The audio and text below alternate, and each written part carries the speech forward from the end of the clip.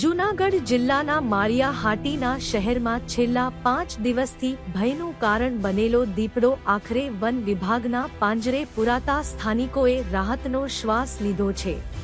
શહેરની જૂની મામલતદાર કચેરી વિસ્તારમાં દીપડાએ ધામા નાખ્યા હતા અને એક વ્યક્તિ પર હુમલો કરી ગંભીર ઈજાઓ પહોંચાડી હતી, જેના કારણે સમગ્ર વિસ્તારમાં ભયનો માહોલ સર્જાયો હતો।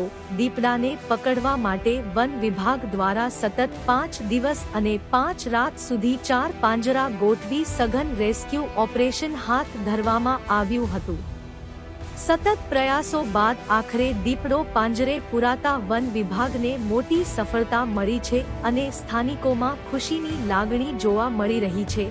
RFO PM મકવાણાએ જણાવ્યું હતું કે ચોમાસાની ઋતુ દરમિયાન ખોરાકની શોધમાં વન્યજીવો માનવ વસાહત નજીક આવી શકે છે।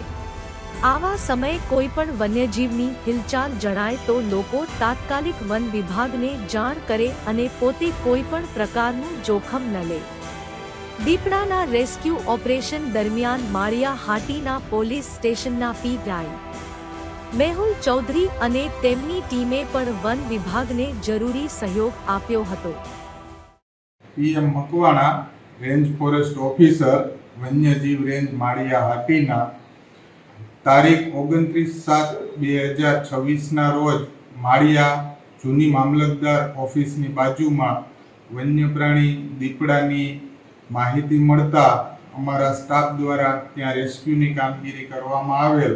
અલગ અલગ ટીમો બનાવી અને દીપડાને રેસ્ક્યુની કામગીરી કરવામાં આવેલ। ત્યારબાદ ત્યાં વન્ય પ્રાણી દીપડાને પકડવા માટે અલગ અલગ 3 પિંજરા મૂકવામાં આવેલ, જેનાથી આજ રોજ વહેલી સવારે 4 વાગ્યાની આસપાસ વન્ય પ્રાણી દીપડો નરજીવ એક, જેની અંદાજિત ઉંમર 5 થી 9 વર્ષ છે, તે પિંજરામાં આવી જતા તેને આગળની કાર્યવાહી માટે સીમાર એનિમલ કેર સેન્ટર ખાતે લઈ ગયેલ છે। ત્યાં તેની તપાસ કરી અને ત્યાં સીમાર એનિમલ કેર સેન્ટર ખાતે હાલમાં રાખવામાં આવેલ છે।